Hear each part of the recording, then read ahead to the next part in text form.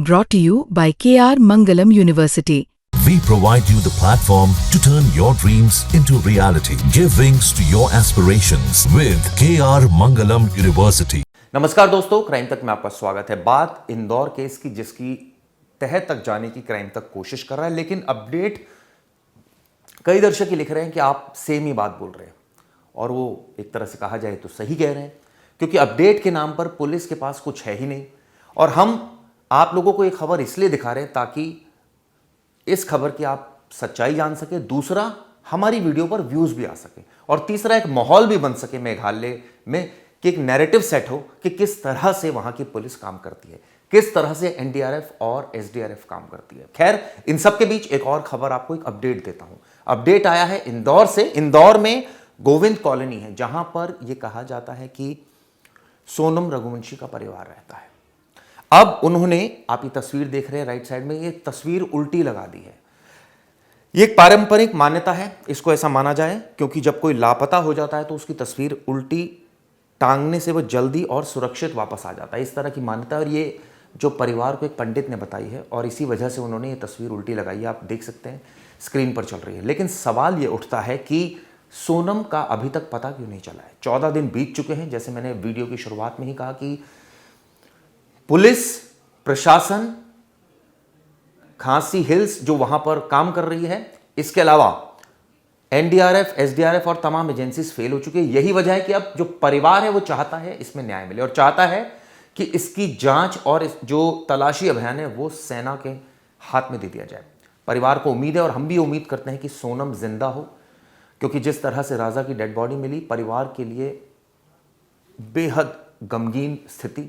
ऐसे में कम से कम सोनम जिंदा हो, अब वो ये उम्मीद लगा के बैठे हैं, और इसी वजह से वो प्रशासन पर दबाव डाल रहे हैं। और यही काम मीडिया का भी है, मीडिया भी ये कर रहा है। लेकिन सवाल ये उठता है कि बार बार ये बोलने के बावजूद क्यों अड़चन आ रही है। ये बताते हैं 150 किलोमीटर वर्ग में पूरा जंगल फैला है, घाटी है, नदी है और पहाड़ हैं। ऐसे में खोज निकालना वाकई मुश्किल काम है, क्योंकि वहां पर बारिश लगातार हो रही है। एक अपडेट और आपको देता हूं। दरअसल जैसे मैंने वीडियो के बीच में आपको बताया था कि किस तरह से जो उल्टी तस्वीरें हैं वो लगाई है।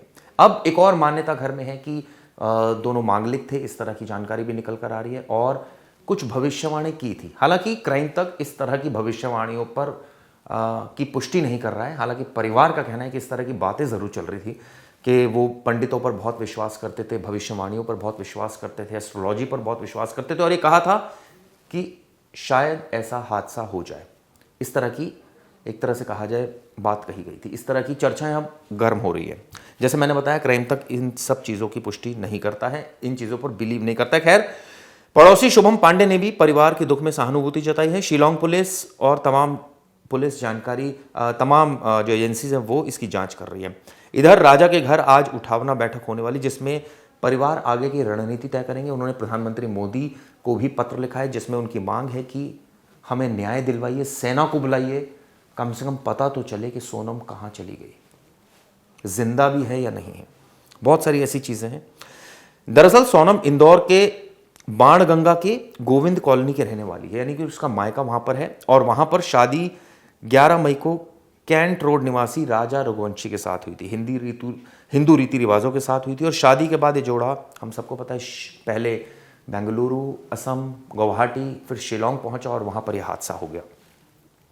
अब इसके तह तक जाने की बहुत ज़रूरत है। जैसे मैंने कल काफ़ी चीज़ें बोली इस वीडियो के बारे में, मैं नहीं चाहता वो चीज़ें सब रिपीट की जाए, लेकिन हमारा मकसद एक है, और सभी का मकसद एक है कि इस मामले में त्वरित कार्रवाई होनी चाहिए, इंसाफ मिलना चाहिए। अगर सोनम जिंदा है तो उसको तलाशना चाहिए, कौन सा गैंग है जो सोनम को लेकर चला गया है। क्या इसके पीछे सिर्फ यही कहानी है जो अभी तक समझ में आ रही है, कुछ और कहानी है? अगर वो है तो उसका भी खुलासा होना चाहिए। बहरहाल, ये वीडियो आपको कैसे लगी ज़रूर बताइएगा। शुक्रिया। देखिए, परिवार वाले, पूरा इंदौर, मध्य प्रदेश, पूरा देश ये चाहता है कि ये जो मामला है बहुत संगीन मामला हुआ है, और इसमें सीबीआई की जांच होनी चाहिए। ये क्या है, कोई ऐसा ही मामला नहीं है कि ये कुछ दिन तक चलेगा और दब जाएगा, क्योंकि ये जो हत्या हुई है और निर्मम हत्या हुई है। मतलब ऐसे भी कोई पर्यटक फिर घूमने जाएगा नहीं उस जगह। मेघालय फिर वो क्राइम स्टेट के नाम से जाने लगेंगे लोग, कि वहाँ तो क्राइम होता है, तो मेघालय जाने से बहुत लोग फिर बचेंगे। तो इसमें है ना सरकार को, केंद्र सरकार को संज्ञान लेकर के चिंता करनी चाहिए और इस मामले की गंभीरता से जांच करनी चाहिए। सीबीआई को इसमें इंटरफेरेंस देना चाहिए। देखिए, हथियार तो ऐसा लग रहा है कि उन्होंने यूज़ करके फेंक दिया और क्राइम सीन जो है क्रिएट किया हुआ है। मतलब ऐसा नहीं कि कोई क्रिमिनल आकर के और वो क्रिमिनल आने के बाद वो कुछ वारदात करेगा और वो लेके नहीं जाएगा। मतलब इतना तो कॉमन सेंस है कि वो अपना हथियार भी लेके चला जाएगा, लेकिन ये जानबूझ करके मामले को दबाने के लिए क्राइम सीन क्रिएट कर रहे हैं ये लोग कि 200 मीटर दूर पे आपको मोबाइल के 2 पीस मिल रहे हैं, फिर उसके बाद आपका शर्ट मिल रही है और बॉडी पहाड़ से गिर गई है। तो सब फालतू बातें हैं। बॉडी अगर पहाड़ से भी गिरती तो उसके कपड़े फटे हुए रहते, जूते फटे हुए रहते, जूता उतर जाता, कुछ चीज़ें होती और जो सारा सामान गायब है वो भी मिल जाता अगर वो ऊपर से गिरा हुआ है। तो ये मर्डर किया हुआ है और दबाने के लिए क्राइम सीन क्रिएट कर रहे हैं लोग जानबूझ के कि ये किसी अज्ञात व्यक्ति ने क्राइम करके और ऐसा ऐसा कर दिया है। गुमराह करने का पूरा प्रयास है और प्रशासन, ये जो मेघालय सरकार है, इसको पूरे जानकारी है और कहीं ना कहीं इंटरनल तरीके से उनको सारी जानकारी है। और ये विपिन रघुवंशी के एब्सेंस में सारी चीज़ें हुई हैं, क्योंकि जब वो बॉडी मिली थी तो विपिन को फ़ोन गया था 12 बजे कि आप इस जगह आ जाइए और यहाँ पर एक सस्पेक्टेड बॉडी मिली है, आप आकर के थोड़ा देखिए कहीं ये। देखिए साहब, क्या है ना कि घर वाले तो सभी परेशान हैं और काफ़ी समय से परेशान हैं। अभी तो घर वाले संभल नहीं पा रहे हैं।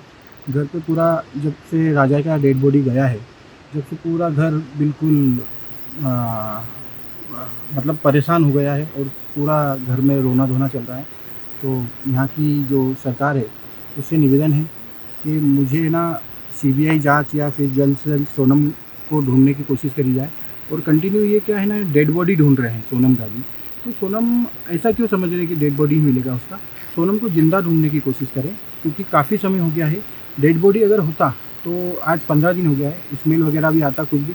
आपकी एनडीआरएफ टीम काम कर रहा है, एसडीआरएफ टीम काम कर रहा है, आपका पुलिस काम कर रहा है, प्रशासन काम कर रहा है, मगर आज 15 दिन में भी सोनम का रिजल्ट नहीं आ पाया। तो मेरी रिक्वेस्ट तो ये रहेगी यहाँ की सरकार से, सीएम साहब से, कि यहाँ पे जल्द से जल्द कार्रवाई करी जाए और ऐसी कार्रवाई करी जाए जिसमें सोनम को ज़िंदा ढूंढ पाए हम।